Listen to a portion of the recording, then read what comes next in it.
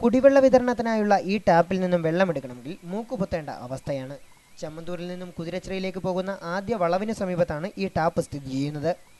സമീപത്തെ ഹോട്ടലിൽ നിന്നും പുറന്തള്ളുന്ന മാലിന്യങ്ങൾ ഈ പൈപ്പിനടുത്ത് കെട്ടിക്കിടക്കുകയാണ്. കടകളിൽ നിന്നുള്ള ചപ്പുചവറുകൾ കൂട്ടിയിട്ടിരിക്കുന്നതും ഇവിടെയാണ്.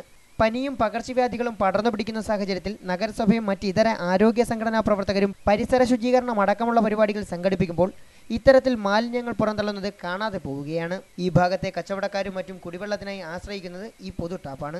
ഓടയിലെ സകല വെള്ളങ്ങളും മാലിന്യങ്ങളും ഒഴുകി വരുന്നതിനാൽ മുനിസിപ്പാലിറ്റിയിലെ ശുദ്ധജലം നമുക്ക് ഇത്രയും കടകളിലുള്ള ആൾക്കാർക്ക് ഉപയോഗിച്ചുകൊണ്ടിരിക്കുന്ന വെള്ളമാണിത്.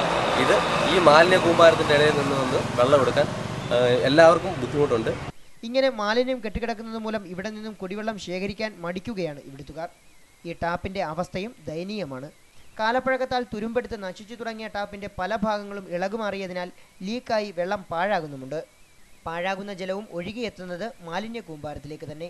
കുടിവെള്ള പ്രശ്നം രൂക്ഷമായ സാഹചര്യത്തിൽ ലഭ്യമാകുന്ന കുടിവെള്ളം മാലിന്യ പ്രശ്നത്താൽ ശേഖരിക്കാൻ കഴിയാത്ത ഈ അവസ്ഥയിൽ ഇതിനെതിരെ നഗരസഭാ അധികൃതർ വേണ്ട നടപടി സ്വീകരിക്കണമെന്ന നാട്ടുകാരുടെ ആവശ്യവും ശക്തമാവുകയാണ്. സുജിത് സുരേന്ദ്രൻ, ലൈവ് വാർത്ത, പുനലൂർ.